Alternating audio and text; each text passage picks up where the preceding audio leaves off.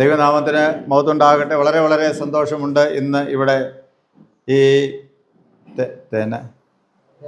തേവന്നൂർ സഭയിൽ കടന്നു വരുവാനും നിങ്ങളോടൊത്ത് ദൈവത്തെ ആരാധിപ്പാനും സർവശക്തനായ ദൈവം കൃപ ചെയ്തന്. നേരത്തെ പ്ലാൻ ചെയ്ത ഒരു പ്രോഗ്രാം അല്ല, അതുകൊണ്ട് നേരത്തെ അറിയിക്കാനും പറ്റിയില്ല. വേറൊരു പ്രോഗ്രാം ഉണ്ടായിരുന്നു, ആ പ്രോഗ്രാം ക്യാൻസലായി പോയപ്പോൾ ഒരു ഞായറാഴ്ച കൊല്ലംകൊട്ടാരക്കര മഹാടയിൽ ഏതെങ്കിലും ഒരു പള്ളിയിൽ പോകണം എന്ന് വിചാരിച്ചു. അത് ഏതെങ്കിലും ഒരു വലിയ അധികം വലിപ്പമില്ലാത്ത പള്ളി ഏതെങ്കിലും പോകണം എന്ന് താല്പര്യപ്പെട്ടു. ഞാൻ ആ കാര്യം സ്നേഹമുള്ള ജോസ് ജോർജ് അച്ഛനോട് പറഞ്ഞു. അച്ഛനും നമ്മുടെ വികാരിച്ചനും ചെയർമാനുമായിരിക്കുന്ന ഡേവിഡ് ഹാവൽ അച്ഛൻ അവർ സംസാരിച്ചാണ് ഇങ്ങനെ ഒരു ക്രമീകരണം ചെയ്തത്. വളരെ സന്തോഷം തോന്നി. കാരണം അച്ഛൻ ഇന്ന് ഈ രണ്ട് സഭകളിൽ നിന്ന് അച്ഛൻ ശുശ്രൂഷ ചെയ്യുന്നത് കേട്ടപ്പോൾ അച്ഛനോട് ചേർന്ന് ആ ശുശ്രൂഷ ചെയ്യുവാനായിട്ട് ഇടയായതിൽ അതിയായ സന്തോഷമുണ്ട്. കാരണം ഇവിടുത്തെ രീതികളും കാര്യങ്ങളൊക്കെ അറിയാവുന്ന ഒരാൾ കൂടെ ഉണ്ടെങ്കിൽ വളരെ ഈസിയാണ്, എനിക്കത് പഠിക്കാനായിട്ട് സാധിക്കും. അതുകൊണ്ട് അച്ഛനോട് ചേർന്ന് വരികയായിരുന്നു. അച്ഛനുള്ള ക്രമീകരണം ചെയ്തു. മാത്രമല്ല, ഒരുപക്ഷെ അനൗൺസ് ചെയ്ത് വരുന്നതിനേക്കാൾ കൂടുതലായിട്ടുള്ള ഒരു സന്തോഷം തോന്നുന്നുണ്ട്. നിങ്ങൾ വളരെ താല്പര്യപ്പെട്ട് ഇത്രയും ആളുകൾ ഒരുമിച്ച് വന്ന് കാണുന്നതിൽ എനിക്ക് വളരെ സന്തോഷം. ഇന്ന് വൈക്കൽ പള്ളിയിലും ആളുകൾ ഉണ്ടായിരുന്നു. വളരെ സന്തോഷമുണ്ട്. എനിക്ക് തോന്നുന്നു ഞായറാഴ്ച കഴിഞ്ഞ ഞായറാഴ്ച നമുക്ക് അനൗൺസ് ചെയ്യാനായിട്ട് പറ്റിയില്ല, ദിവസം അറിഞ്ഞതെന്ന് എനിക്ക് തോന്നുന്നു. അതുകൊണ്ട് എങ്കിലും നിങ്ങൾ ഇത്രയും പേരും താല്പര്യപ്പെട്ട് വന്നതിൽ അതിയായ സന്തോഷമുണ്ട്. രാവിലെ ഇവിടെ വന്നപ്പോൾ പ്രിയപ്പെട്ട അമ്മച്ചിയുടെ ഭവനത്തിൽ പോകാനായിട്ട് സാധിച്ചു. അവിടെ നിന്ന് ചായ കുടിക്കാൻ പറ്റി. ഇനി ഉച്ച കഴിഞ്ഞ് അവിടെ ചെല്ലണമെന്ന് പറഞ്ഞിട്ടുണ്ട്. അങ്ങനെ വളരെ സന്തോഷം. ഒരു അന്യദേശത്ത് ചെന്നതായിട്ട് തോന്നുന്നതേ ഇല്ല. അതുകൊണ്ട് വളരെ വളരെ സന്തോഷം. നിങ്ങൾ കർത്താവിൻ്റെ വേലക്കാരൻ എന്നുള്ള നിലയിൽ എന്നോടും പ്രിയ അച്ഛനോടും ഞങ്ങളോട് കാണിക്കുന്ന എല്ലാ സ്നേഹത്തിനും എല്ലാ കരുതലിനും എല്ലാ നല്ല വാക്കുകൾക്കും പ്രത്യേകമായി ആദ്യമായി ഞാൻ നന്ദി പറയാം. ഇത്രയും സ്നേഹമുള്ള ഷൈന സാറ് നമുക്ക് ഇവിടെ ശുശ്രൂഷനായിട്ടുണ്ട്. അതും വളരെ നല്ല കാര്യമാണ്. വളരെ പ്രായവും പക്വതയുള്ള ഒരാൾ നമുക്ക് ശുശ്രൂഷാനുള്ളത് മറ്റുള്ളവർക്ക് ഇല്ല എന്നുള്ള അർത്ഥത്തിലല്ല, എങ്കിലും അദ്ദേഹം ജോലിയിൽ നിന്ന് വിരമിച്ചതിന് ശേഷം നമ്മുടെ ശുശ്രൂഷയിലേക്ക് വന്നിരിക്കുന്നു. അതിനു മുമ്പും ശുശ്രൂഷയ്ക്ക് നല്ല താല്പര്യമുള്ള ആൾ തന്നെയായിരുന്നു. അത് നിങ്ങൾക്ക് എല്ലാവർക്കും അറിയാമല്ലോ. അതുകൊണ്ട് ആ താല്പര്യം ദൈവം മാനിച്ച് വീണ്ടും അദ്ദേഹത്തിന് ഇവിടെ കടന്നു വരുവാനും ശുശ്രൂഷ ചെയ്യാനായിട്ട് ഇടയായി തീർന്നിരിക്കുന്നു. ഞായറാഴ്ച ദിവസങ്ങളിലൂടെ വന്ന് പോകുന്ന രീതിയാണ് ഉള്ളത്. മറ്റ് സൗകര്യങ്ങളൊന്നും നമുക്ക് പല സഭകളിലും ഇല്ല. ഒന്ന് രണ്ട് ദിവസം വന്ന് താമസിക്കാനോ അതിനുള്ള സംവിധാനം സഭയോട് അനുബന്ധിച്ച് പലയിടത്തും ഇല്ല. ഒരുപക്ഷെ കാലക്രമത്തിൽ എന്ത് ചെയ്യും, അതൊക്കെ സാധ്യമായി തീരുമെന്നുള്ള കാര്യത്തിൽ യാതൊരു സംശയവുമില്ല. അങ്ങനെ വരട്ടെ എന്ന് ഞാൻ ആശംസിക്കുകയും പ്രാർത്ഥിക്കുകയും ചെയ്യുന്നു. പുതിയ നമ്മുടെ മഹാടയുടെ സാമ്പത്തിക സമാഹരണവും വിതരണവും അത് നോക്കുമ്പോൾ അതനുസരിച്ച് നമുക്ക് സഭയുടെ ഒത്തിരി കാര്യങ്ങൾ ഇവിടെ തന്നെ ചെയ്യാനായിട്ട് സാധിക്കും എന്ന് കരുതുന്നു. അങ്ങനെ വരുമ്പോൾ നമുക്ക് സഭയുടെ തന്നെ ഫണ്ടുകൾ ഉപയോഗിച്ച് നമുക്ക് ആ കാര്യങ്ങളൊക്കെ ക്രമീകരിക്കാനായിട്ട് സാധിക്കണം. സെൻട്രിൽ നിന്ന് സാലറി കൊടുക്കുന്ന ഒരു സിസ്റ്റമാണ് ഉള്ളത്. ലവി കൊടുത്താൽ ബാക്കി കാര്യങ്ങളെല്ലാം ചെയ്യാൻ നമുക്കിവിടെ ഉപയോഗിക്കാൻ സാധിക്കുമെന്നാണ് ഞാൻ മനസ്സിലാക്കുന്നത്. ഒറ്റ നോട്ടത്തിൽ ബാക്കി കാര്യങ്ങളായിരിക്കും ഡീറ്റെയിൽ ആയിട്ട് നിങ്ങൾക്ക് എന്നെക്കാൾ കൂടുതൽ അറിയാൻ സാധിക്കും. ബഹുമാനോട് അച്ഛനറിയാം. നമ്മളത് സ്വരുക്കൂട്ടി നേരത്തെ പ്ലാൻ ചെയ്ത് എന്ത് ചെയ്യണം, അത് ചെയ്യണമെന്ന് ഉറപ്പിക്കുന്നു. നമ്മുടെ സഭയിൽ വരാൻ വേറെ ആരുമില്ല എന്ന് ഓർക്കുക. അതിന് നിർബന്ധമായിട്ട് നിങ്ങൾ ഇന്ന് വന്നപോലെ എന്ത് ചെയ്യുക, ഉത്സാഹത്തോടെ എല്ലാ വിശുദ്ധ ദിവസങ്ങളും വരിക. നമ്മൾ അറിയപ്പെടുന്നത് CSIക്കാരെന്നാണ്. എന്ത് ചെയ്യുക, നമ്മൾ വേറെ പേരിലല്ല അറിയപ്പെടുന്നത്, നമ്മൾ CSI പള്ളിക്കാരെന്നാണ് അറിയപ്പെടുന്നത്. അതിൽ വളരെ അഭിമാനത്തോടെ നമ്മൾ വരിക, പോകുക. വളരെ നല്ല സൗകര്യങ്ങളൊക്കെ ദൈവം നമുക്ക് തന്നിട്ടുണ്ട്.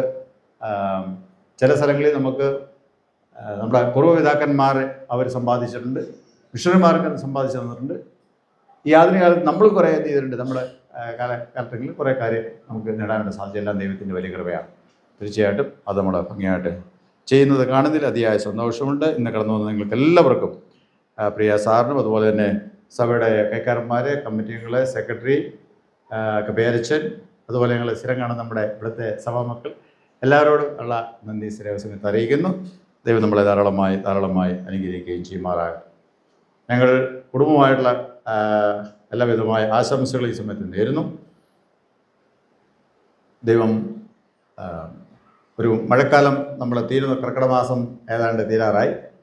ഈ പ്രദേശങ്ങളിൽ അങ്ങനെ വലിയ നാശനഷ്ടം ഉണ്ടാകാതെ ദൈവം നമ്മളെ കാത്തു. എന്നാൽ വയനാട് പ്രദേശങ്ങളിൽ ഭയങ്കരമായിട്ടുള്ള വലിയ നാശനഷ്ടങ്ങൾ ഉണ്ടായി, ജീവഹാനികൾ ഉണ്ടായിട്ടുണ്ട്. പ്രാർത്ഥനയിൽ നമ്മൾ ഓർക്കുകയും ചെയ്യുക. ദൈവം നമ്മളെ ധാരാളമായി അനുഗ്രഹിക്കുകയും ചെയ്യുമാറാകട്ടെ. വായിച്ച വേദഭാഗത്തേക്ക് നിങ്ങളുടെ ശ്രദ്ധ ഞാൻ കൊണ്ടുവരട്ടെ. പ്രത്യേകിച്ച് രണ്ടാം പാഠമായിട്ട് വായിച്ച റോമാലേഖനം 6-ാം അധ്യായം, റോമർ 6 10ഉം 11ഉം വാക്യങ്ങൾ. റോമർ 6 10ഉം 11ഉം വാക്യങ്ങൾ ഞാനത് വായിക്കാം. അവൻ മരിച്ചത് പാപസംബന്ധമായി ഒരിക്കലായിട്ട് മരിച്ചു. അവൻ ജീവിക്കുന്നതോ ദൈവത്തിനെ ജീവിക്കുന്നു. അതുകൊണ്ട് നിങ്ങളും പാപസംബന്ധമായി മരിച്ചവർ എന്നും ക്രിസ്തു യേശുവിൽ ദൈവത്തിന് ജീവിക്കുന്നവർ എന്നും നിങ്ങളെ തന്നെ എണ്ണുവിൻ. അവൻ മരിച്ചത് പാപസംബന്ധമായി ഒരിക്കലായിട്ട് മരിച്ചു. അവൻ ജീവിക്കുന്നതോ ദൈവത്തിന് ജീവിക്കുന്നു. അതുകൊണ്ട് നിങ്ങളും പാപസംബന്ധമായി മരിച്ചവർ എന്നും ക്രിസ്തു യേശുവിൽ ദൈവത്തിന് ജീവിക്കുന്നവർ എന്നും നിങ്ങളെ തന്നെ എണ്ണുവിൻ. വിശുദ്ധ ബപ്തിസ്മ അല്ലെങ്കിൽ സ്നാനം എന്നുള്ള ഒരു വിഷയത്തെ ആസ്പദമാക്കിയാണ് സഭ ഇന്നത്തെ പാഠങ്ങളൊക്കെ നമ്മൾ വായിക്കപ്പെട്ടിരിക്കുന്നത്. ഉൽപ്പത്തി പുസ്തകവും അതുപോലെ തന്നെ സങ്കീർത്തനവും ലേഖനഭാഗവും സുവിശേഷ വേദഭാഗങ്ങളും അതിനോടനുബന്ധിച്ച് ധ്യാനത്തിനായിട്ടാണ് കൊടുത്തിരിക്കുന്നത്. നമ്മൾ സ്നാനത്തെക്കുറിച്ച് പറയുമ്പോൾ നമുക്ക് പ്രത്യേകിച്ച് ഈ അടുത്ത കാലഘട്ടങ്ങളിൽ വലിയ ഒരു ശക്തമായ മറ്റുപദേശങ്ങൾ കാണുന്നില്ല. എന്നാൽ അതിന് മുമ്പ് വരെ കൃത്യമായിട്ട് പറഞ്ഞ ഒരു 2 വർഷം 2-3 വർഷം 5 വർഷത്തോളം പുറകിലായിട്ട് നമ്മൾ നോക്കുമ്പോൾ സ്നാനം വളരെ വലിയ ഒരു വിഷയമായിരുന്നു, ചർച്ചാ വിഷയമായിരുന്നു. അതിൽ ആ സ്നാനത്തെക്കുറിച്ച് പറഞ്ഞ് എന്ത് ചെയ്യുന്നു, നമ്മുടെ ആൾക്കാർക്ക് നമ്മുടെ സഭയുടെ ഉപദേശങ്ങൾ CSI സഭക്കാരെ പൊതുവെ പറയുമ്പോൾ സഭയുടെ ഉപദേശങ്ങൾ കൃത്യമായിട്ട് പഠിപ്പിക്കലുകളും വേണ്ട രീതിയിൽ നമുക്ക് ഇല്ലാത്തതുകൊണ്ട് അതിനെതിരായിട്ടുള്ള പഠിപ്പിക്കൽ വരുമ്പോൾ എന്ത് ചെയ്യും, നമ്മളതിൽ വീണു പോവുകയാണ് ചെയ്യുന്നത്. അതിൽ ഏറ്റവും പ്രധാനപ്പെട്ട ഒരു പഠിപ്പിക്കൽ എന്ന് പറയുന്നത് സ്നാനത്തെക്കുറിച്ചാണ്. ചോദിക്കുന്ന ചോദ്യം നിങ്ങൾ രക്ഷിക്കപ്പെട്ടിട്ടുണ്ടെന്നാണ് ചോദ്യം, അല്ലേ? അപ്പം നമുക്കറിയത്തില്ല നമ്മൾ രക്ഷിക്കപ്പെട്ടു ഇല്ല, ഇത് അറിയത്തില്ല. അതുകൊണ്ട് നമ്മൾ എന്ത് ചെയ്തു, പള്ളിയിൽ നമ്മൾ സാറിനോട് ചോദിക്കട്ടെ അല്ലെ അച്ഛനോട് ചോദിക്കട്ടെ, അടുത്ത ആഴ്ച പറയാതെ അല്ലേ. ഇവിടെ വന്ന് ചോദിക്കുമ്പോഴും ഇവിടുത്തെ മീൻസ് ഈ പള്ളിയല്ല കേട്ടോ, നമ്മുടെ ശുശ്രൂഷകരോട് ചോദിക്കുക, അച്ഛന്മാരോട് ചോദിക്കുമ്പോൾ ഇതെന്നാ നിങ്ങൾ ചീള് ഗ്യാസൊക്കെ നിങ്ങൾ ഇവിടെ എന്ന് പറയും അല്ലേ. നമുക്ക് അവിടെ ചെന്ന് പറയാൻ പറ്റുമോ? പറയാൻ പറ്റത്തില്ല. നമുക്കും അറിയത്തില്ല, അച്ഛനും അറിയത്തില്ല, സുവിശേഷകരും അറിയത്തില്ല. ഇതിനെക്കുറിച്ച് ഒരു ക്ലിയർ ആയിട്ടുള്ള ഉപദേശം പറയാൻ പറ്റാത്തതുകൊണ്ട് എന്ത് ചെയ്യും, നമ്മൾ സാധാരണ നമ്മുടെ CSIക്കാരുടെ സ്വഭാവമാണ്, നമുക്കറിയത്തില്ല, നമ്മൾ തടിമല്ലെടുക്കും അല്ലേ. ആണെന്നപ്പോൾ നിങ്ങൾക്ക് പറഞ്ഞ് നമ്മളിത് മറുപടി ഇല്ല, നമ്മളവിടുന്ന് രക്ഷപ്പെടുകയാണ്. അല്ലാത്തവരെന്ത് ചെയ്യും, അല്ലാത്തവർ അവരുടെ വചനം കേൾക്കാനായിട്ട് നമ്മൾ തയ്യാറാകും. അപ്പോൾ അവർ പറയും ഇന്ന വചനങ്ങൾ, ആ വചനം, ഈ വചനം, മർക്കോസ് 16 എന്നൊക്കെ പറഞ്ഞ് എന്ത് ചെയ്യും, നമ്മൾ പറയും. അതിനകത്ത് എല്ലാം പറഞ്ഞിരിക്കുന്നത് എന്താണ്? വിശ്വസിക്കുകയും സ്നാനമേൽക്കുകയും ചെയ്യുന്ന രക്ഷിക്കപ്പെടും. നിങ്ങളെന്നാ സ്നാനമേറ്റത്? സ്നാനമേറ്റോ എന്ന് തന്നെ നമുക്കറിയത്തില്ല. നമ്മൾ കുഞ്ഞായിരുന്നു സ്നാനമല്ലേ. ഞാൻ സ്നാനപ്പെട്ടു എന്നാണ് പറയുന്നതെന്ന് പറഞ്ഞ് എന്ത് ചെയ്യും, അവിടെയാണ് വലിയ തെറ്റെന്ന് പറയും അല്ലേ. അതുകൊണ്ട് നിങ്ങളെന്ത് ചെയ്യണം, സ്വർഗത്തിൽ പോകണോ, സ്നാനപ്പെടണം. അങ്ങനെ പറഞ്ഞ് നമ്മൾ എങ്ങനെയെങ്കിലും സ്വർഗത്തിൽ പോയാൽ മതി എന്ന് വിചാരിച്ചെങ്കിൽ നമുക്ക് എന്ത് ചെയ്യും, നമ്മളെന്നാൽ സ്നാനപ്പെടണമെങ്കിൽ സ്നാനപ്പെട്ടത്. ഇന്നത്തെ വലിയ കഥയൊന്നുമില്ല, നമുക്ക് തന്നെ അറിയെങ്കിലും എന്ത് ചെയ്യും, എന്നാൽ പിന്നെ ആയിക്കോട്ടെ അല്ലേ. നമ്മൾ സ്നാനപ്പെടുകയാണ്. നമ്മളെ പല ആൾക്കാരും എന്ത് ചെയ്യുന്നു, അങ്ങനെ ഉപദേശപ്പെട്ടു പോകുന്നു. എന്നാൽ ആദിമകാലം തൊട്ട് നമ്മൾ നോക്കുമ്പോൾ ആദിമകാലങ്ങളിൽ സ്നാനപ്പെട്ടിരുന്നത് ആദ്യമായിട്ട് വിശ്വാസത്തിലേക്ക് വരുന്ന ആൾക്കാരാണ്. അതായത് യഹൂദ മതത്തിൽ നിന്നും മറ്റു മതങ്ങളിൽ നിന്നും ജാതി മതങ്ങളിൽ നിന്നും കടന്നു വരുന്ന, യവന മതങ്ങളിൽ നിന്നൊക്കെ കടന്നു വരുന്ന ആൾക്കാരാണ്. അവർ പ്രായമുള്ള ആൾക്കാരാണ്. അവർ യേശുവിനെക്കുറിച്ച് കേട്ട് മനസ്സിലാക്കിയതിന് ശേഷം എന്ത് ചെയ്യുന്നു, അവർ ആ മാർഗത്തിലേക്ക് വരികയാണ് ചെയ്യുന്നത്. അത് പണ്ട് കാലങ്ങളിലുള്ള ഒരു രീതിയാണ്. ഏതെങ്കിലും ഒരു ഉപദേശകൻ്റെ, ഒരു ഗുരുവിൻ്റെ, ഒരു ഇങ്ങനെ ആത്മീയമായിട്ടുള്ള കാര്യങ്ങൾ ചെയ്യുന്ന ഒരാളുടെ ശിഷ്യന്മാരായി തീരുവാൻ, അവരുടെ അനുയായികളായി തീരുവാൻ അന്നുണ്ടായിരുന്ന ഒരു രീതിയായിരുന്നു എന്ത് ചെയ്യുക, അതിൻ്റെ പരസ്യമായുള്ള പ്രഖ്യാപനമാണ് എന്ത്, സ്നാനപ്പെടുക എന്ന്.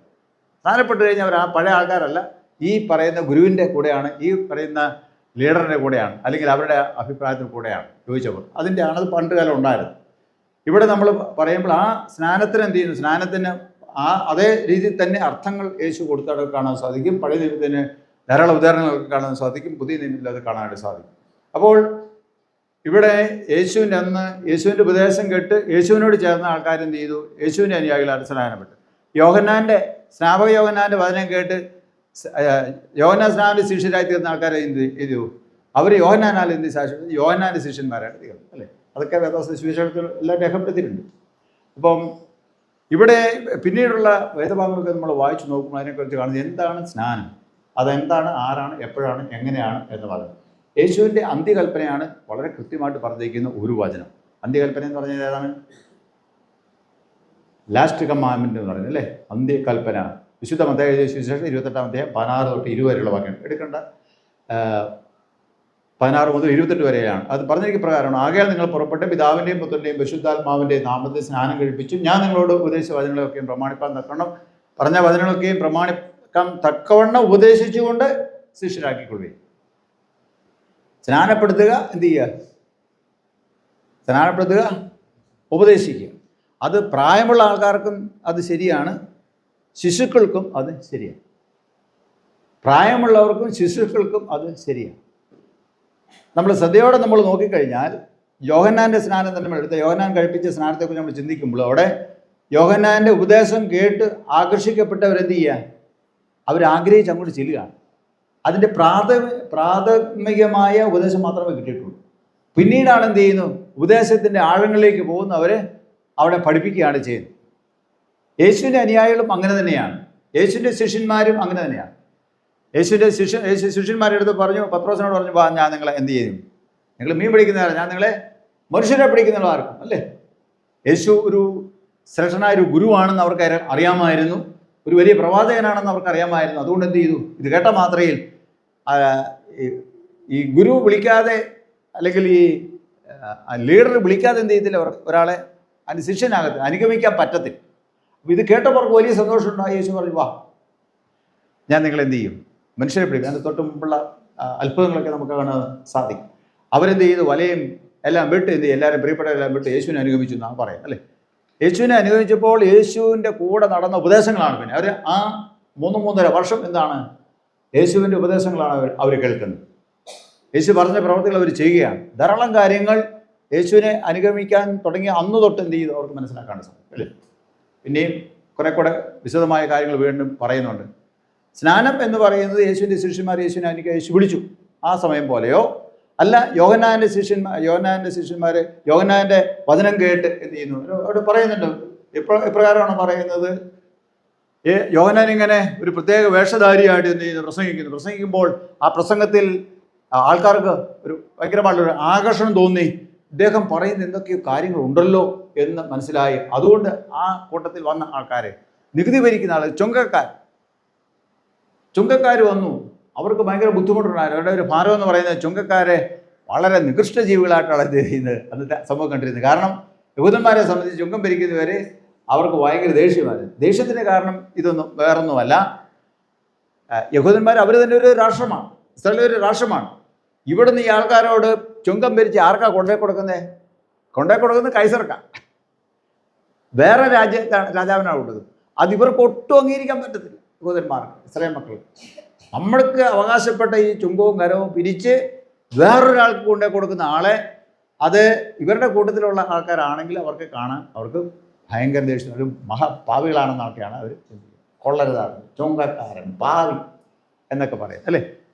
മാത്രമല്ല ചുങ്കക്കാരോ അവരെ സംബന്ധിച്ച് അവരൊരു നിശ്ചിത തുക കൊടുത്താൽ മതി, പിരിക്കുന്നത് അവർ അതിൽ കൂടുതൽ പിരിക്കും. ഒരു പണം പിരിക്കാൻ പറഞ്ഞാൽ അവർ 3 പണം പിരിക്കും. ഒരു പണം ഗവൺമെൻറ് കൊടുത്താൽ മതി, സർക്കാർ കൊടുത്താൽ മതി, രാജാവിന് കൊടുത്താൽ മതി, ബാക്കി 2 ഇവർ എടുക്കും. അപ്പം അതുകൊണ്ട് അത് കൊടുക്കാതിരിക്കാൻ പറ്റത്തില്ല. കാരണം ഇതിൻ്റെ അവകാശം മുഴുവൻ ഇവർക്കാണ്. അതില്ലെങ്കിൽ കൊടുത്തില്ലെങ്കിൽ എന്ത് ചെയ്യുന്നു? കൊടുത്തില്ലെങ്കിൽ ശിക്ഷ വിധിക്കാനുള്ള അവകാശം അവർക്കുണ്ട്, ചുങ്കക്കാർക്കുണ്ട്. അതുകൊണ്ട് ഇവർ ഭയങ്കര അധികാരമുള്ള ആൾക്കാരാണ്. പക്ഷേ യഹൂദന്മാരെ സംബന്ധിച്ച്, ഇസ്രായേൽ മക്കളെ സംബന്ധിച്ച് അവർക്ക് ഭയങ്കര അസുഖം. ഈ യോഹന്നാൻ ഇത് പറയുന്നത് കേട്ടപ്പോൾ അവർക്കൊരു ഭയങ്കര ഒരു വിഷമമുണ്ടായി. വിഷമം ഇതാണ്, നമ്മൾ ചെയ്യുന്ന ഗുരുതക്കടാണെന്ന് അവർക്കതിനെ അറിയാം. ഉടനെ അവർ ചോദിച്ചു, അല്ലയോ ഗുരു, ഞങ്ങൾ ചുങ്കം പിരിക്കുന്ന ആൾക്കാരാണ്, ഞങ്ങൾക്ക് രക്ഷ വല്ലതും ഉണ്ടോ? അതിൻ്റെ അർത്ഥം എന്താ? ഞങ്ങൾക്ക് രക്ഷപ്പെടാൻ വല്ല മാർഗമുണ്ടോ? യോഹന്നാൻ പറഞ്ഞു, എന്താണോ നിങ്ങൾ ചുങ്കം പിരിക്കാൻ പറയും അത് മാത്രം എന്ത് ചെയ്യണം? പിരിക്കണം. അത് മാത്രം പിരിക്കണം. അതിൽ കൂടുതൽ എന്ത് ചെയ്യരുത്? പിരിക്കരുത്. അത് തെറ്റാണ്. അതാണ് നിങ്ങളെ സംബന്ധിച്ച് തെറ്റ്. സക്കായി ചുങ്കക്കാരനായിരുന്നു. യേശുവിനെ കണ്ട മാത്രയിൽ ഞാൻ ഇന്ന് നിൻ്റെ വീട്ടിൽ പാർക്കും എന്ന് പറഞ്ഞപ്പോൾ ചുങ്കക്കാരനായ സക്കായി ഞെട്ടിപ്പോയി. അന്നേരം തന്നെ അദ്ദേഹം പറയാണ്, എന്ത് ചെയ്യും? ഗുരു, ചതിയായിട്ട് ഞാൻ എന്തെങ്കിലും വാങ്ങെങ്കിൽ എന്ത് ചെയ്യും? 4 മടങ്ങ് മടങ്ങിക്കൊടുക്കും. അപ്പോൾ എത്ര മടങ്ങ് വാങ്ങിയെന്ന് വർദ്ധിച്ചാണ് ആ ഒരു കുറ്റബോധം ഉണ്ടായി അല്ലേ. ഞാൻ പറഞ്ഞത് അതാണ്. അപ്പം അത് ആദ്യം ആ ഒരു ആകർഷണം തോന്നി വരുന്നു, പിന്നെ ആ ഉപദേശത്തിൽ പോവുകയാണ്. യേശുവിനോട് ചേരുവാനായിട്ട് ഇവിടെ കർത്താവ് പറഞ്ഞത് ആദ്യം എന്ത് ചെയ്യണം? എൻ്റെ പക്ഷത്തേക്ക് ആൾക്കാരെ കൊണ്ട് എൻ്റെ വചനം സുവിശേഷം പറഞ്ഞ് ആൾക്കാരിങ്ങോട്ട് വരണം. ആൾക്കാർ വന്നു കഴിഞ്ഞാൽ എന്ത് ചെയ്യണം? ഈ യേശുവിനെക്കുറിച്ച് പറയണം, ദൈവരാജ്യത്തെക്കുറിച്ച് പറയണം, പ്രമാണങ്ങളെക്കുറിച്ച് പറയണം, വചനത്തെക്കുറിച്ച് പറയണം, സൃഷ്ടാവിനെക്കുറിച്ച് പറയണം, അകന്നുപോയ മനുഷ്യരെക്കുറിച്ച് പറയണം, ദൈവത്തിൻ്റെ സ്നേഹത്തെക്കുറിച്ച് പറയണം. ദൈവത്തിൻ്റെ സ്നേഹം തേടി വന്ന പിതാവായ ദൈവത്തിൻ്റെ സ്നേഹം നമ്മെ തേടി വന്നുകൊണ്ടാണ് പുത്രനെ എന്ത് ചെയ്തത്? ലോകത്തിലേക്ക് അയച്ചത്. ആ കാര്യം നിങ്ങളോട് പറയണം. നിങ്ങൾ അവരോട് പറയണം. അവൻ എന്ത് നിങ്ങൾക്ക് വേണ്ടി സഹിച്ചു എന്ന് നമ്മൾ അവരോട് പറയണം, ഉപദേശിക്കണം, മാർഗം പറഞ്ഞു കൊടുക്കണം, ലോകപ്രകാരം തീരെ ജീവിക്കാൻ. അതുകൊണ്ട് യേശു തൻ്റെ സ്വന്തം രക്തം കൊടുത്ത് ഒരു കൂട്ടത്തെ വിലയ്ക്ക് വാങ്ങി.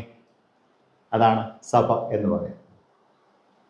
അതിനെക്കുറിച്ച് അപ്പോസ്തല പ്രവൃത്തിയിൽ പറയുന്നത്, രക്ഷിക്കപ്പെടുന്നവരെ കർത്താവ് ദിനം പ്രതി സഭയോട് ചേർത്തുകൊണ്ടിരുന്നു. അപ്പോൾ സഭയെന്ന് പറഞ്ഞാൽ ആരുടെ കൂട്ടമാണ്?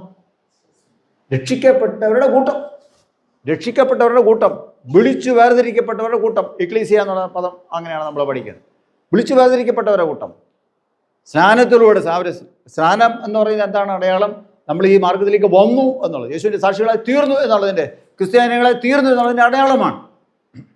പക്ഷേ നിങ്ങൾ ശ്രദ്ധിച്ചിട്ടുണ്ടാവും, കുഞ്ഞുങ്ങളെ സ്നാനപ്പെടുത്തുമ്പോൾ എന്ത് ചെയ്യും? അവരുടെ നെറ്റിമേൽ എന്ത് ചെയ്യുന്നുണ്ട്? ഒരു കരസിൻ്റെ ഇടാൻ വരുന്നത് എന്തിനാണ് പറയാമോ? ഒരുപക്ഷെ ചോദിക്കുന്നതിന് വേണ്ടി പ്രസംഗത്തിലൊക്കെ എന്നാ ചോദ്യമില്ലേ, എല്ലാം പറയാണ്ട് പറഞ്ഞിട്ട് പോകും.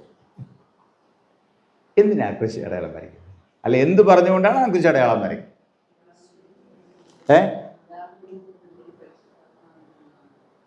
കുരിശിൻ്റെ അടയാളം വരയ്ക്കുന്നു. അതിന് മുമ്പ് ഒരു സെൻറ്റൻസ് പറഞ്ഞു. ആ സെൻറ്റൻസ് എന്താണ്? ഇത്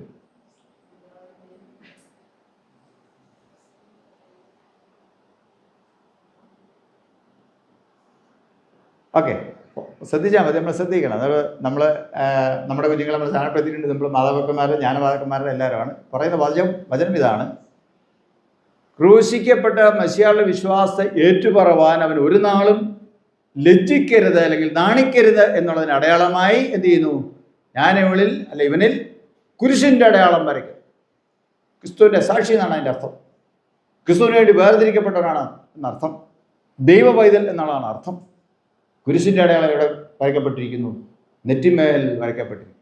വേർതിരിക്കപ്പെട്ടവൻ. എന്താ വേർതിരിവ്? ഈ കുരിശിനെ സാക്ഷിപ്പാൻ, ഈ കുരിശിൽ പ്രത്യക്ഷമായ ദൈവസ്നേഹത്തെ സാക്ഷിപ്പാൻ, യേശുവിനെ സാക്ഷിപ്പാൻ ജീവിതത്തിൽ ഒരു നാളും എന്ത് ചെയ്യരുത്? ഈ പൈതൽ ലജ്ജിക്കരുത്. ധീരസാക്ഷിയായിട്ട് നിൽക്കണം എന്നുള്ളതിൻ്റെ അടയാളമായി എന്ത് ചെയ്യുന്നു? കുരിശിൻ്റെ അടയാളം വരയ്ക്കും. ആ കുരിശിൻ്റെ അടയാളം വരച്ച് വേർതിരിച്ച് വരുന്ന പൈതങ്ങളെ ദിനംതോറും ഇവനൊരു ക്രിസ്ത്യാനിയാണ്, നീ ഒരു ക്രിസ്ത്യാനിയാണ്, നീ ഒരു ദൈവ പൈതലാണ്, നീ ദൈവരാജ്യത്തിന് അവകാശിയാണ് എന്ന് പറഞ്ഞ് പഠിപ്പിച്ച് കൊണ്ടുപോകേണ്ട ഉത്തരവാദിത്തം ഒന്നാമത് മാതാപിതാക്കന്മാർക്കും, രണ്ടാമത് ജ്ഞാനമാതാപിതാക്കന്മാർക്കും, മൂന്നാമത് സഭയ്ക്കും ഉണ്ട്.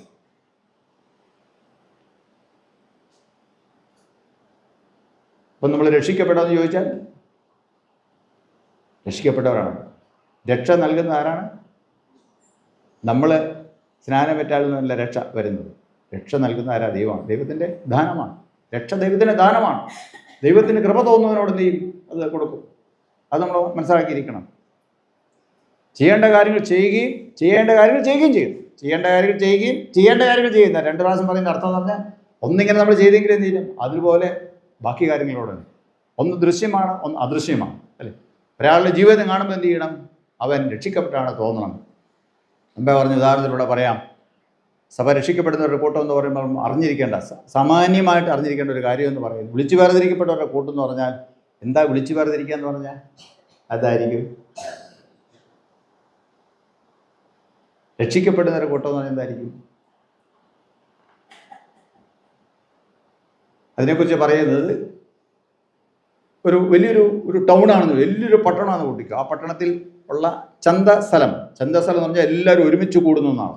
എല്ലാ വിഭാഗം ആൾക്കാരും, എല്ലാത്തരം ആൾക്കാരും ഒരുമിച്ച് കൂടി വരുന്ന ഒരു സ്ഥലമാണ് ചന്തസ്ഥലം എന്ന് പറഞ്ഞാൽ, മാർക്കറ്റ് പ്ലേസ് എന്ന് പറയും, അല്ലേ? അവിടെ എല്ലാം ഉണ്ട്, എല്ലാ സംഗതികളും ഉണ്ട്. നമ്മൾ സാധാരണ എന്തെങ്കിലും ഒച്ചപ്പാടൊക്കെ ഇതന്നെ ചന്തയാണ്, അല്ലേ? ഇതന്നെ ചന്തയാണ്. അതിൻ്റെ അർത്ഥം നമ്മൾ അറിഞ്ഞുകൊണ്ട് തന്നെയാണ് പറയും. ഇതിനെ ഇങ്ങനെയുള്ള കാര്യങ്ങളൊന്നും ഇവിടെ പറയാൻ പറ്റത്തില്ല. തരുന്ന ചന്തസ്ഥലത്തുള്ള ചന്തസ്ഥലത്തു നിന്ന്, വലിയ മാർക്കറ്റ് പ്ലേസിൽ നിന്ന് എല്ലാ മാലിന്യങ്ങളുമുള്ള, എല്ലാ സ്വഭാവങ്ങളുമുള്ള ആൾക്കാരെ കൂട്ടത്തിൽ നിന്ന് പ്രത്യേകമായി വിളിച്ച് വേർതിരിക്കപ്പെട്ട ആൾക്കാരാണ്. ആ വിളിച്ച് വേർതിരിക്കപ്പെട്ടതിനാണ് സഭ എന്ന് പറയുന്നത്, എക്ലീസിയ എന്ന് പറയുന്നത്. അങ്ങനെയുള്ള ഒരു കൂട്ടമാണ് ഏത്? ഈ സഭ എന്ന് പറയും. അപ്പോൾ മാർക്കറ്റിലുള്ള, ചന്തസ്ഥലങ്ങളിലുള്ള ചന്തസ്ഥലത്തിൻ്റെ ചന്തയുടെ സ്വഭാവം ഒന്നും എവിടെയില്ല.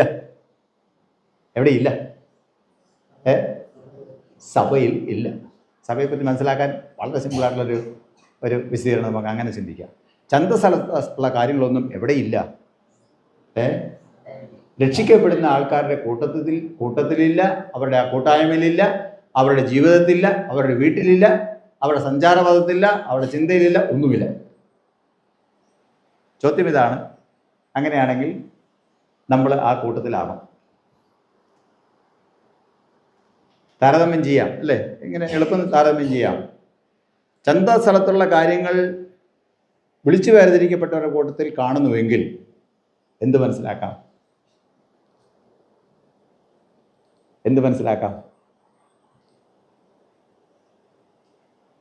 ഉത്തരം നിങ്ങൾക്കറിയാം. എന്ത് മനസ്സിലാക്കാം? ഇത് തമ്മിൽ യാതൊരു വ്യത്യാസമില്ലെന്ന് മനസ്സിലാക്കാം. ഏത്? ചന്തയായിട്ടും സഭയായിട്ടും യാതൊരു വ്യത്യാസവും ഇല്ലെന്ന് മനസ്സിലാക്കാം. അപ്പോൾ പിന്നെ നമ്മൾ വിളിച്ചു വേർതിരിക്കപ്പെട്ടവരുടെ കൂട്ടം എന്ന് പറയാൻ പറ്റുമോ? ഇല്ല. അവിടെ പരാജയപ്പെട്ടു പോയി അല്ലേ? അതിന് വേർതിരിക്കപ്പെട്ടവരാണ്. വേർതിരിവ് എന്ത് ചെയ്യുന്നില്ല അവിടെ. അവിടെ റോമാലേഖനം പൗലോസപ്പനെ കുറിച്ച് പറയുമ്പോഴും പറയുന്നുണ്ട്, മറ്റ് വേദവാക്യങ്ങളും പറയുന്നുണ്ട്, ക്രിസ്തുവിൽ മരിച്ച ആൾക്കാർ, ക്രിസ്തുവിന് വേണ്ടി ജീവിക്കുന്ന ആൾക്കാർ പിന്നെ ആ പഴയ സ്വഭാവത്തിൽ ജീവിക്കുന്ന എങ്ങനെ? നമ്മൾ ഉപേക്ഷിച്ച സ്വഭാവങ്ങളൊക്കെ നമ്മൾ അതിൽ തന്നെ തുടരുന്നുവെങ്കിൽ എങ്ങനെ നമ്മൾ ഉപേക്ഷിച്ചു എന്ന് പറയാം? വളരെ വളരെ ശക്തമായിട്ടുള്ള ചോദ്യങ്ങളാണ് ചോദിക്കുന്നത്. നമുക്ക് വേണ്ടിയാണ്, അറിവുള്ളവർക്ക് വേണ്ടിയാണ്. ഇവിടെ ഞാൻ വായിച്ച ഇങ്ങനെ വാക്യത്തിലേക്ക് പറഞ്ഞു പോകും. ഞാൻ പറഞ്ഞ സാരം മനസ്സിലായെന്ന് കരുതുന്നു. ഇവിടെ പറഞ്ഞ വാക്യത്തിലേക്ക് ഒന്ന് തിരിച്ചു വരട്ടെ. റോമർ 6:10-11. അവൻ മരിച്ചത് പാപസംബന്ധമായി ഒരിക്കലായിട്ട് മരിച്ചു, അവൻ ജീവിക്കുന്നതോ ദൈവത്തിന് ജീവിക്കുന്നു. ക്രിസ്തു ജീവിക്കുന്നത് ആർക്ക് വേണ്ടി ജീവിക്കുന്നു? ദൈവത്തിന് വേണ്ടി ജീവിക്കുന്നു. ക്രിസ്തു ജീവിക്കുന്നത് ദൈവത്തിന് വേണ്ടി. 10 വാക്യത്തിൻ്റെ അവസാന ഭാഗമാണ്. ക്രിസ്തു ജീവിക്കുന്നത് ദൈവത്തിന് വേണ്ടി. അവിടെ 11 തുടങ്ങുന്ന ഇപ്രകാരമാണ്, അതുകൊണ്ട് നിങ്ങളും പാപസംബന്ധം മരിച്ചവരെന്നും ക്രിസ്തു യേശുവിൽ ദൈവത്തിന് ജീവിക്കുന്നവർ എന്നും നിങ്ങളെ തന്നെ എണ്ണവും. ക്രിസ്തു ജീവിക്കുന്നത് ആർക്ക് വേണ്ടി? ദൈവത്തിന് വേണ്ടി. അങ്ങനെയാണെങ്കിൽ നമ്മളും ആർക്ക് വേണ്ടി ജീവിക്കണം? നമ്മളും ദൈവത്തിന് വേണ്ടി ജീവിക്കണം. ക്രിസ്തുവിനാൽ വീണ്ടെടുക്കപ്പെട്ട, യേശുവിൻ്റെ രക്തത്താൽ വീണ്ടെടുക്കപ്പെട്ട ഞാനും നിങ്ങളും ക്രിസ്തുവിന് വേണ്ടി തന്നെ ജീവിക്കണം. ക്രിസ്തു ആർക്ക് വേണ്ടി ജീവിക്കുന്നു? പാപസംബന്ധമായി മരിച്ചിട്ട് ദൈവത്തിന് വേണ്ടി ജീവിക്കുന്നത് പോലെ നാമും എങ്ങനെയാണ് അവണ്ണം തന്നെ പാപസംബന്ധമായി നമ്മൾ എന്ത് ചെയ്തിരിക്കുന്നു? മരിച്ചിരിക്കുന്നു. സ്നാനത്തിലൂടെ നമ്മൾ എന്ത് ചെയ്തിരിക്കുന്നു? നമ്മൾ പാപത്തെ അടക്കം ചെയ്തിരിക്കുന്നു, ഉപേക്ഷിച്ചിരിക്കുന്നു, വിട്ടുകളഞ്ഞിരിക്കുന്നു. ജീവിക്കുന്ന ആർക്ക് വേണ്ടി? ദൈവത്തിന് വേണ്ടി ജീവിക്കുന്നു. കാരണം പാപം നമ്മളെ അശുദ്ധരാക്കി തീർക്കുന്നു. അശുദ്ധമാക്കുന്ന എല്ലാവിധമായ സ്വഭാവങ്ങളെ ഉപേക്ഷിച്ച് വിശുദ്ധിയുടെ ആ ഒരു വേഷം ധരിച്ച്, ആ വിശുദ്ധി ധരിച്ച് നമ്മൾ മുമ്പോട്ട് പോകുമ്പോൾ, അത് ആ വിശുദ്ധിയുടെ സ്വഭാവം എന്ന് പറഞ്ഞാൽ ആരുടെ സ്വഭാവമാണ്? ആരാ വിശുദ്ധൻ? ദൈവമാണ് വിശുദ്ധൻ.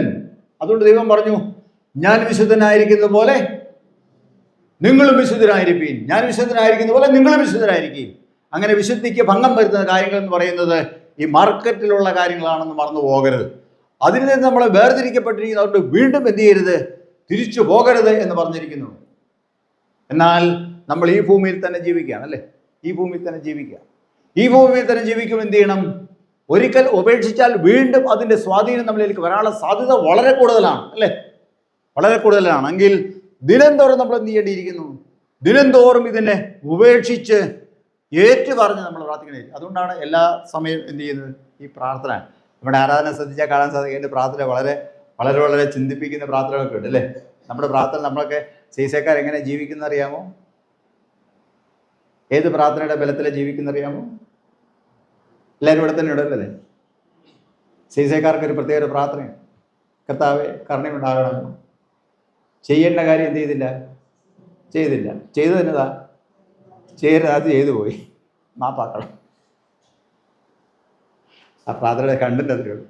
ചെയ്യേണ്ട കാര്യം എന്ത് ചെയ്തില്ല കർത്താവ്. പിന്നെ ചെയ്തത് അത് ചെയ്തിട്ടുണ്ട്. എന്ത് ചെയ്യണം? ക്ഷമിക്കണം. ആ പ്രാർത്ഥന ദൈവം എന്ത് ചെയ്യുന്നു? നമ്മുടെ കർത്താവ് എന്ത് ചെയ്യുന്നു? അതേപടി കേൾക്കുന്നു. ഓർത്തോണം, അതേപടി ആ പ്രാർത്ഥന ദൈവം എന്ത് ചെയ്യുന്നുണ്ട്? കേൾക്കുന്നുണ്ട്. അതാണ് ദൈവം കാരുണ്യവാനാണെന്ന് നമ്മൾ പറയുന്നത്. ദൈവം കാരുണ്യവാനാണെന്ന് പറയുന്നത് അവിടെ. ഓരോ ദിവസവും നമ്മൾ ഓരോ വിശുദ്ധ ദിവസം ഇവിടെ ഒന്ന് പറയണം, ദൈവമേ എന്താണ് ചെയ്യേണ്ടത് ചെയ്തിട്ട് കർത്താൻ ചെയ്തതിന് പോയി ചെയ്തു. ഇവിടെ നമ്മൾ കമ്മ്യൂണിന് വരുമ്പോൾ സാധനം തീർന്ന പ്രാർത്ഥന, ഒറ്റ പ്രാർത്ഥന ദൈവം എന്ത് ചെയ്യുന്നു? അതേ അർത്ഥത്തിൽ തന്നെ ദൈവം എന്ത് ചെയ്യാണ്? അത് സ്വീകരിക്കുക. ഓരോ സപ്പോസാണെ പറഞ്ഞാൽ ദൈവത്തിൻ്റെ കരുണ വ്യർത്ഥമായില്ല എന്ന് പറയുന്നത് അല്ലേ? ദൈവത്തിൻ്റെ കരുണയാലാണ് പിന്നെ നമ്മൾ പോകുന്നത്. ഓർത്തോണം, ദൈവത്തിൻ്റെ കരുണയാലാണ് നമ്മൾ പോകുന്നത്. പ്രാർത്ഥിക്കുമ്പോൾ ആ പ്രാർത്ഥന എന്ത് ചെയ്യണം? ആത്മാർത്ഥമായിട്ട് പ്രാർത്ഥിക്കണം. ആത്മാർത്ഥമായി ചെയ്യേണ്ട കാര്യം ചെയ്യാനുള്ള കരുത്തിന് വേണ്ടി ഇതിനുള്ള പ്രാർത്ഥന, അതിനുള്ള പരിശ്രമം നമുക്ക് ആവശ്യമാണ്. ഇവിടെ വാക്യത്തിൽ പറഞ്ഞിരിക്കുന്നത് ജീവിക്കുക. ഇവിടെ ജീവൻ മരണം എന്ന് പറയുന്നത് നമ്മൾ ഇന്ന് ഉൽപ്പത്തി പുസ്തകമാണ് അതിനൊരു ആധാരവാക്യമായിട്ട് പറഞ്ഞിരിക്കുന്നത്. സംഭവം ഇതാണ്, നോഹയും അവിടെ കുടുംബങ്ങളായിട്ട് ജലപ്രളയത്തെക്കുറിച്ചാണ് അവിടെ പറഞ്ഞിരിക്കുന്നത് അല്ലേ? ജലപ്രളയത്തിന് മുമ്പുള്ള ആൾക്കാർ ആരായിരുന്നു പറയാം? ഭൂമിയിൽ ഉണ്ടായിരുന്നു നോഹയും കുടുംബാംഗങ്ങളുണ്ട്. ബാക്കിയുള്ള ജനങ്ങൾ എങ്ങനെയുള്ളവരായിരുന്നു? ഉൽപ്പത്തി 6-7 അധ്യായങ്ങളാണ്. 7-ാം അധ്യായം നമ്മൾ വായിച്ചത്. ഓർമ്മയിൽ നിന്ന് പറയാമോ? നോഹയുടെ കാലത്ത് ജനങ്ങൾ എങ്ങനെയായിരുന്നു?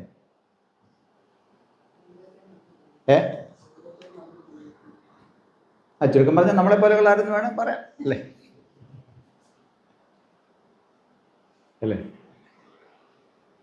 സകലവിധമായ കൊള്ളതരായ്മയും ചെയ്ത് യാതൊരു വിധമായ നന്മയില്ലാതെ സകലവിധമായ മ്ലേച്ഛതകളും ചെയ്ത് ജീവിച്ച ഒരു കൂട്ടം ജനം. അതിൽ നിന്ന് അല്പം വ്യത്യാസമുണ്ടായിരുന്ന ആര് മാത്രം? നോഹയും കുടുംബത്തിന് ദൈവത്തിൻ്റെ കരുണ ലഭിച്ചു അല്ലേ? ബാക്കി മുഴുവൻ ആൾക്കാരും എന്ത് ചെയ്തിരിക്കുന്നു?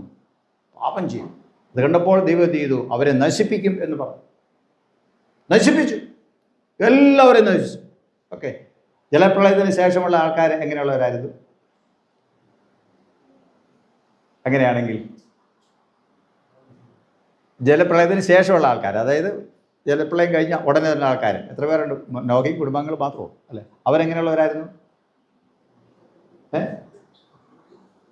നല്ലവരോ ചീത്ത ആൾക്കാരോ? ജലപ്രളയത്തിൽ പട്ടയത്തിലുണ്ടായിരുന്ന ആൾക്കാർ നല്ലവരോ മോശം ആൾക്കാരോ? നല്ലവരായിരുന്നു. നമ്മളത് നമ്മൾ വിശ്വസിക്കണം. അല്ലെങ്കിൽ അത് കാരണം ചീത്ത ആൾക്കാരാണ് എവിടെ പോയേനെ? അവർക്ക് പെട്ടത്തിൽ കയറാൻ കഴിയാതെ പോയേനെ. അതുകൊണ്ട് മോശം ആൾക്കാരെ മുഴുവൻ എന്ത് ചെയ്ത് ദൈവം നശിപ്പിച്ചു. നല്ലവരെ ശേഷിപ്പിക്കുന്ന ദൈവം. ജലപ്രളയത്തിന് ശേഷം ശേഷിക്കുന്ന ജനം നല്ല ആൾക്കാരല്ലേ? പിന്നീടുള്ള ചരിത്രം വേറെയാണ്, നമ്മളത് നമുക്കറിയാം. അപ്പം അതൊരു സ്നാനത്തിൻ്റെ ഒരു മുൻകുറിയായിട്ടാണ് എന്ത് ചെയ്ത് പറഞ്ഞിരിക്കുന്നത് അല്ലേ? അനേക കാര്യങ്ങൾ സ്നാനത്തെക്കുറിച്ച് പറഞ്ഞിട്ടുണ്ട്. ഇതും അതിനെ ബന്ധിപ്പിച്ചാണ് പറഞ്ഞിരിക്കുന്നത്. ഏത് സ്നാനം? ഈ നോഹ കുടുംബാംഗങ്ങൾ എന്ത് ചെയ്തു? അവർ വെള്ളത്തിൽ മുങ്ങിയതായിട്ടൊന്നും പറയുന്നില്ല. അവരെ ആരെങ്കിലും തളിച്ച് സ്നാനപ്പെടുത്തിയായിട്ടും പറയുന്നില്ല. അതിനെക്കുറിച്ച് പറയാം. അവർ വെള്ളത്തിലൂടെ എന്ത് ചെയ്തു? അവർ വെള്ളത്തിലൂടെ സഞ്ചരിച്ചു. പക്ഷെ അത് സ്നാനത്തിന് സമാനമായിട്ടാണ് പറയുന്നത്. അതിൻ്റെ അർത്ഥം ചിത്ത സ്വഭാവമുള്ള സകല ആൾക്കാരും ദൈവം നശിപ്പിച്ചു, നല്ല സ്വഭാവത്തിൽ ബാക്കിയുള്ള രക്ഷിച്ചു. ഒരാൾ സ്നാനപ്പെടുമ്പോൾ, ഒരു കുഞ്ഞ് സ്നാനപ്പെടുമ്പോൾ അവൻ്റെ എല്ലാവിധമായ ജഡ സ്വഭാവങ്ങളിൽ നിന്ന് അത് മാറ്റി എന്ന് പറഞ്ഞാൽ മനുഷ്യരിൽ നിന്ന് അവനെ മാറ്റി ദൈവപൈതലായിട്ട് തീർക്കുകയാണ് ചെയ്യുന്നത്. ലോകത്തിൽ നിന്ന് മാറ്റി ദൈവരാജ്യത്തിന് അവകാശമായിട്ട് അവനെ തീർക്കുകയാണ്. അവിടെയാണ് ആ ലോകത്തിൻ്റെ അവസ്ഥയാണ് മരണാവസ്ഥ, പാപാവസ്ഥ. ദൈവത്തിൻ്റെ അവസ്ഥ എന്ന് പറയുന്നത് ജീവാവസ്ഥയാണ്. അപ്പോൾ മരണാവസ്ഥ ആയിരുന്ന ആൾക്കാരെ എന്ത് ചെയ്യുന്നു? ജീവാവസ്ഥയിലേക്ക് മാറ്റി. ലോകത്തിലുള്ള ആൾക്കാരെ, മനുഷ്യർ ആരെ തീർന്നു? ദൈവമനുഷ്യരാക്കി തീർന്നു. സാധാരണ ലോകത്തിലുള്ള ആളായിരുന്നു, ലോകത്തിൻ്റെ മകളായിരുന്ന ആ പൈതലിനെ എന്ത് ചെയ്തു? ദൈവത്തിൻ്റെ മകനായി പൈതലാക്കി തീർന്നു, ദൈവരാജ്യത്തിന് അവകാശമാക്കി തീർന്നു. സഭയുടെ ക്രിസ്തുവാകുന്ന സഭയുടെ ശരീരമാകുന്ന സഭയുടെ അവയവമാക്കി തീർന്നു അല്ലേ? അതാണ് വ്യത്യാസം. നമ്മുടെ കുഞ്ഞ് സ്നാനപ്പെടുമ്പോൾ, നമ്മൾ ആരായി തീർന്നു? നമ്മൾ ദൈവപൈതലായി തീർന്നു അല്ലേ? നമ്മൾ ദൈവരാജ്യത്തിന് അവകാശിയായി തീർന്നു എന്ന് ആ വളരെ ചെറുപ്രായത്തിൽ തന്നെ അങ്ങനെ നമ്മളെ പ്രാർത്ഥിച്ച് നമ്മൾ പ്രതീക്ഷിച്ചു അല്ലേ? നമ്മൾ അങ്ങനെയുള്ള ആൾക്കാരാണ്. അങ്ങനെയെങ്കിൽ അങ്ങനെ വേർതിരിക്കപ്പെട്ടവർക്ക് ജീവിക്കാൻ ഒരു മാർഗരേഖയുണ്ട്. ആ മാർഗരേഖ എന്ന് പറയുന്നത് വിശുദ്ധ വേദപുസ്തകമാണ്, വിശുദ്ധ വചനമാണ്, ദൈവത്തിൻ്റെ വചനമാണ്. ദൈവപൈതൽ ദൈവരാജ്യത്തിന് അവകാശമായി തീർന്ന ആൾ അവൻ എങ്ങനെ ജീവിക്കണം, എങ്ങനെ പെരുമാറണം എന്നുള്ളതിനെ കുറിച്ച് പ്രതിപാദിക്കുന്ന മാർഗരേഖയാണ്, ജീവിതത്തിന് അടിസ്ഥാന പ്രമാണങ്ങളാണ് ഈ വിശുദ്ധ ബൈബിൾ എന്ന് പറയുന്നത്. അതുകൊണ്ട് ഓരോ ദൈവപൈതലും എന്ത് ചെയ്യണം? വിശുദ്ധ വേദപുസ്തകം ദിനംതോറും വായിക്കണം. ആ അവൻ ജീവിക്കുന്ന എവിടെയാണ്? ജീവിക്കുന്ന ഈ ലോകത്തിലാണ്. ജീവിക്കുന്ന ഈ ലോകത്തിലാണ്. ഈ ലോകത്തിൽ ഒരു ദൈവപൈതലായിട്ട് ജീവിക്കും. അതിനവനെ സഹായിക്കുന്നത് ദൈവവുമായുള്ള ബന്ധവും ഈ വചനത്തിൻ്റെ ധ്യാനവുമാണ്. അവൻ ഉപേക്ഷിക്കുന്ന ഇവിടെ പറഞ്ഞിട്ടുണ്ട്, ജീവിക്കുന്നതോ ദൈവത്തിന് ജീവിക്കുന്നു. അവൻ്റെ ജീവിതത്തിൻ്റെ അതിനുള്ള ഊർജം, അതിൻ്റെ ശക്തി, അതിൻ്റെ മാർഗം, അതിൻ്റെ ദർശനം കിട്ടുന്നത് ഇവിടെ നിന്നാണ്? ദൈവത്തിൽ നിന്നാണ്, ദൈവവചനത്തിൽ നിന്നാണ്. ക്രിസ്തു മരിച്ചിട്ട് എന്ത് ചെയ്തു? ദൈവത്തിന് ജീവിക്കുന്നു. അതുകൊണ്ട് നമ്മളും എന്ത് ചെയ്യണം? ദൈവത്തിന് ജീവിക്കണം. ചോദ്യം ഇതാണ്, സ്നാനപ്പെട്ടവരായ നാം ദൈവത്തിന് ജീവിക്കുന്നുണ്ടോ? സ്നാനപ്പെട്ടവരായ നാം ദൈവത്തിന് വേണ്ടി ജീവിക്കുന്നു. സ്നാനത്തിൻ്റെ അർത്ഥത്തെ നമ്മൾ എങ്ങനെ അതിനെ കണക്കാക്കും? സ്നാനം എന്താണ്? ഞാൻ ചെറുപ്പത്തിൽ സ്നാനപ്പോൾ ഞാൻ ആരായിരുന്നു അല്ലേ? ഞാൻ വേറൊരു ലോകം മനുഷ്യനായിരുന്നു, ലോക പൈതലായിരുന്നു, ലോകത്തിലൊരു മകനായിരുന്നു, മകളായിരുന്നു. ഞാൻ എന്ത് ചെയ്തു? എന്നെ ദൈവപൈതലാക്കിയത്. നമ്മുടെ കുടുംബത്തിൽ നമ്മുടെ കുഞ്ഞുങ്ങളെ നമ്മൾ എന്ത് ചെയ്യണം? ദൈവപൈതലാണ് നീ എന്ന് പറയാൻ നമുക്ക് സാധിക്കും. രാവിലെ വൈകുന്നേരം ഇതിന് കുഞ്ഞുങ്ങളെ ഇതിന് ഒരു പ്രാർത്ഥന, അവർ ചെറിയ ചെറിയ പാട്ടുകൾ എന്ത് ചെയ്യണം? അവർക്ക് പാടിക്കൊടുക്കണം അല്ലേ? പണ്ടൊക്കെ പ്രായമുള്ളവർക്ക് അറിയായിരിക്കും, അവർ പറഞ്ഞിട്ടുണ്ട്, ദൈവത്തിൻ്റെ പൈതൽ ഞാൻ, സ്വർഗരാജ്യം എൻ്റേത് അല്ലേ? കുഞ്ഞുങ്ങളെ പഠിപ്പിക്കുന്ന ഏറ്റവും ചെറു പ്രായത്തിൽ പഠിപ്പിക്കുന്ന പാട്ടാണ്. അവർക്ക് പാടിക്കൊടുക്കുന്ന ആദ്യത്തെ പാട്ടാണ്, ദൈവത്തിൻ്റെ പൈതൽ നാം, സ്വർഗരാജ്യം എൻ്റേത് പാടും ഞാൻ. ആദ്യത്തെ പ്രാർത്ഥനയാണ് സ്വർഗസ്ഥനായ ഞങ്ങളുടെ പിതാവേ. അതാണ് കുഞ്ഞുങ്ങൾക്ക് ചൊല്ലിക്കൊടുക്കുന്ന പ്രാർത്ഥന. അത് എവിടെ നിന്ന് പഠിക്കണം? സൺഡേ സ്കൂളിൽ പോകുന്നതിന് മുമ്പ് അവർ പഠിക്കണം. നമുക്കിന്നതിന് നേരമുണ്ടോ? ചിന്തിക്കുക. നമ്മളതെല്ലാം എന്ത് ചെയ്തിരിക്കും? നമ്മൾ സൺഡേ സ്കൂളുകാരെ ഏൽപ്പിച്ചിരിക്കുകയാണ്. ഇന്ന് പല പള്ളിയിലും എന്തില്ല, സൺഡേ സ്കൂളും ഇല്ല. പിന്നീടത് പിന്നെ ഉപദേശകന്മാരാണ്, ഞങ്ങളാണ്. ഞങ്ങളും എന്ത് ചെയ്യുന്നില്ല, ഞങ്ങളും വേണ്ട രീതിയിൽ, ഞങ്ങളും ഭയങ്കര തിരക്കായതുകൊണ്ട് ഞങ്ങൾക്കും വേണ്ട രീതിയിൽ ഉപദേശിക്കാൻ പറ്റുന്നില്ല. പിന്നെ എന്നാ ചെയ്യാൻ പറ്റും? ഒറ്റ മാർഗം, ദൈവം നേരത്തെ തന്നെ നമുക്ക് എഴുത്തും വായനയും പഠിക്കാൻ എന്ത് ചെയ്ത് തന്നിട്ടുണ്ട് അല്ലേ? നമുക്ക് എഴുത്തും വായന അടിക്കും. ഒരു കാലത്ത് നമ്മുടെ സമപ്രായം, നമ്മുടെ പിതാക്കന്മാരുടെ സമപ്രായക്കാൾ ആൾക്കാർക്ക് പലർക്കും എഴുത്തും വായനയും അറിയത്തില്ലാതിരുന്നപ്പോൾ, പലരും സ്കൂളിൻ്റെ പടികണ്ടില്ലാത്ത സമയത്ത് നമ്മുടെ പിതാക്കന്മാർ അവർ സ്കൂളിലിരുന്ന് പഠിച്ചു, ഒരക്ഷരം പഠിച്ചു, വായിക്കാൻ പഠിച്ചു. ഒന്നാമതൊരു വായിക്കാൻ പഠിച്ചത് ഈ പുസ്തകമാണ്. പത്രമാസികൾ ഉണ്ടാകുന്നതിന് മുമ്പേ വചനം വായിക്കാൻ നമ്മുടെ പിതാക്കന്മാർ, മാതാക്കൾ, പ്രായമുള്ള അവർ പഠിച്ചു. ദൈവത്തിൻ്റെ അനുഗ്രഹമാണ്. അക്ഷരം പഠിപ്പിച്ചത്, ദൈവം അവസരം തന്നത് ഇതിനു വേണ്ടിയാണ്, വചനം വായിക്കാൻ വേണ്ടിയാണ്. വായിക്കുക. കാരണം ഇതിനകത്ത് അതെല്ലാം എഴുതിയിട്ടുണ്ട്. വായിച്ച് ദൈവത്തിൻ്റെ വചനം വായിച്ച് ഹൃദയത്തോട് ചേർത്ത് എന്ത് ചെയ്യുക? ഓരോ ദിവസം മുമ്പോട്ട് പോവുക. സ്നാനത്തിന് അനുസരിച്ച് ബപ്തിസ്മ സ്നാനം എന്താണോ അർത്ഥമാക്കുന്നത്, അതിൻ്റെ ആത്മീയമായ ലക്ഷ്യം എന്ന് പറയുന്നത് ദൈവത്തിന് വേണ്ടി ജീവിക്കാം. സ്നാനം എന്ന് പറഞ്ഞാൽ ദൈവത്തിന് വേണ്ടി ജീവിക്കണം എന്നുള്ളതാണ് എൻ്റെ അർത്ഥം. സ്നാനപ്പെട്ട ഞാൻ നിങ്ങളും ആർക്ക് വേണ്ടി ജീവിക്കണം? ദൈവത്തിന് വേണ്ടി ജീവിക്കണം. ക്രിസ്തു എന്ത് ചെയ്തു? ക്രിസ്തു ദൈവത്തിന് വേണ്ടി ജീവിക്കുന്ന പോലെ നാമും എന്ത് ചെയ്യണം? ദൈവത്തിന് വേണ്ടി ജീവിക്കണം. പ്രാർത്ഥിക്കുക, ദൈവത്തിനായി ജീവിച്ച് ഒടുക്കം ദൈവരാജ്യത്തിൽ ചെന്ന് ചേരുവാനൊക്കെയായി തീരട്ടെ. വചനം ഒന്നുകൂടെ വായിക്കട്ടെ. അവൻ മരിച്ചത് പാപസംബന്ധമായി ഒരിക്കലായിട്ട് മരിച്ചു. അവൻ ജീവിക്കുന്നതോ ദൈവത്തിന് ജീവിക്കുന്നു. അവൻ നിങ്ങളും പാപസംബന്ധമായി മരിച്ചവരെന്നും ക്രിസ്തു യേശുവിൽ ദൈവത്തിന് ജീവിക്കുന്നവരെന്നും നിങ്ങളെ തന്നെ എണ്ണുന്നു. പാപത്തെ ദിനംതോറും മരിപ്പിച്ച് ഉപേക്ഷിച്ച് തള്ളിപ്പറഞ്ഞ് മുന്നോട്ടോടുവാൻ, അതാണ് ആ ജീവിതക്രമം എന്ന് പറഞ്ഞിരിക്കുന്നത്. ഓടുവാൻ ദൈവം നമ്മളെ സഹായിക്കട്ടെ. കാരണം നമ്മൾ സ്നാനപ്പെട്ടിരിക്കുന്നു. ഉയരത്തിലുള്ളതിനെ ചിന്തിപ്പാൻ, പ്രവർത്തിപ്പാൻ, ക്രിസ്തുവിന് വേണ്ടി ജീവിപ്പാൻ, ദൈവത്തിന് വേണ്ടി ജീവിപ്പാൻ നമ്മൾ വിളിക്കപ്പെട്ടിരിക്കുന്നു. അതുകൊണ്ട് നമ്മിൽ വസിക്കുന്ന, നമ്മളിലുള്ള എല്ലാ പാപസ്വഭാവങ്ങളെയും, ജഡത്തിൻ്റെ സ്വഭാവങ്ങളെയും, ലോകത്തിൻ്റെ രീതികളെയും ദിനംതോറും ഉപേക്ഷിച്ചുകൊണ്ട് ദൈവസ്വഭാവത്തെ ദിനംതോറും സ്വീകരിച്ച് മുമ്പോട്ട് പോകാൻ ദൈവം തൻ്റെ പരിശുദ്ധാത്മാവിനാൽ നമുക്കിടയായി തീരട്ടെ. സ്നാനം അത് നമുക്ക് അതിനൊരു സ്നാനത്തിൻ്റെ സന്ദേശം അതാണ്. അത് നമ്മൾ സ്വീകരിച്ചിരിക്കുന്നതിനാൽ അങ്ങനെ മുമ്പോട്ട് പോകാൻ ദൈവമക്കളായി ജീവിപ്പാൻ ദൈവം നമുക്കിടയാക്കിയിട്ട് ഇപ്പോൾ പിതാവായ ദൈവത്തിന്, പുത്രനായ ദൈവത്തിന്, പരിശുദ്ധാത്മാവായ ദൈവത്തിന് സകല ബഹുമാനം മഹത്വവും കലാവസാനം കൂടാതെ ഉണ്ടായിട്ടുമാറാകട്ടെ.